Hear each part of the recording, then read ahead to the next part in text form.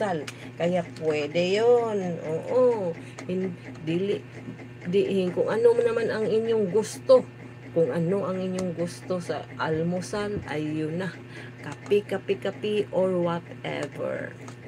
Kapi sa umaga or diretso na lang almusal, pwede. Kung mayroon kayong mga bahaw dyan, initi na lang at saka yun na yun ang ating almusal. Katulang akong ilong wine.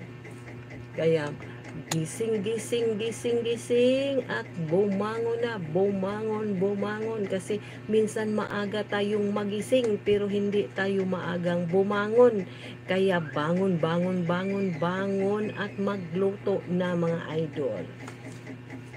Sandali, tarungin muna natin ang ating fit.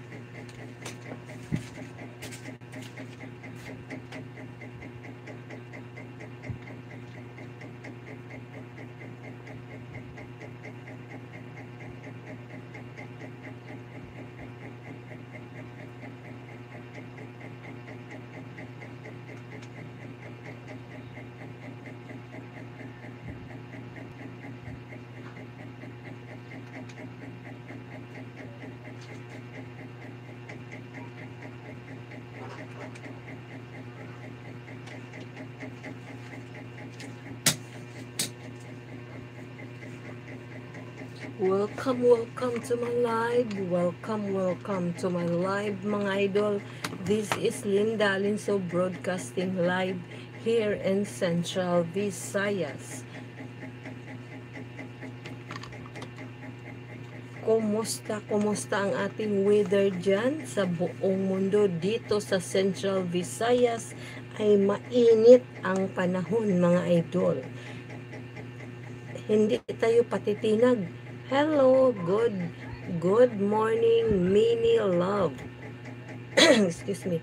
Mini Love, good morning. At sa lahat na mga nanonood sa atin ay good morning. Good morning, Idol. Idol Alejandro Masendo Mayaw. Kumusta, Sir Alejandro Masendo Mayaw? Welcome po sa ating live.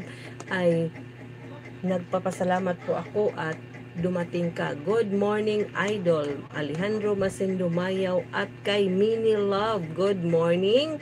Live din tayo sa ating YouTube channel ngayon.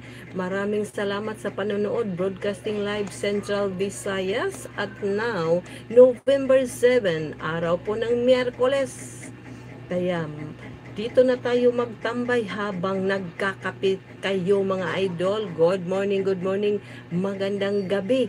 Good evening sa ibang bansa, mga idol. This is Linda Alinso broadcasting live from Central Visayas, Philippines. Greetings, anniversary, birthday, ano ba yan? Klaseng anniversary. Ang ating magiging topic ngayon ay ang ating pagiging content creator or YouTuber. Magiging YouTuber ka man or content creator sa Facebook ay para sa atin ito. Kasi ang magiging topic natin ay yung mga recognition na na-send ni Meta sa atin, sa ating notification. Hindi natin yun baliwalain. Oo, pag sinabi niya i-post, post ka agad. Pag sinabi niya ganito, ganiri, atin ang sundin kung ano man ang sinasabi ni Meta doon sa ating notification kasi importante yun. Welcome sa ating YouTube channel, ganon din sa YouTube, pero hindi naman gaanong stricto sa YouTube, mga idol. Pero kailangan din natin doon ng 4,000 watch hours. Magbigay din si YouTube agad-agad ng mga ads sa ating video kung nakaabot na ito ng 100 views. Pero wala pang kita yan kung hindi din tayo makaabot sa criteria. Katulad ng sa Facebook ay mayroon din criteria ang YouTube. Kailangan tayo magkaroon ng minimum of 500 subscribers at magkakaroon din ng 4,000 watch hours. Kaya kailangan nating mag-live doon sa ating YouTube. Pero okay lang, hindi naman masyado stricto. Walang engagement doon sa YouTube. Pwede na kung walang magko-comment sa ating video.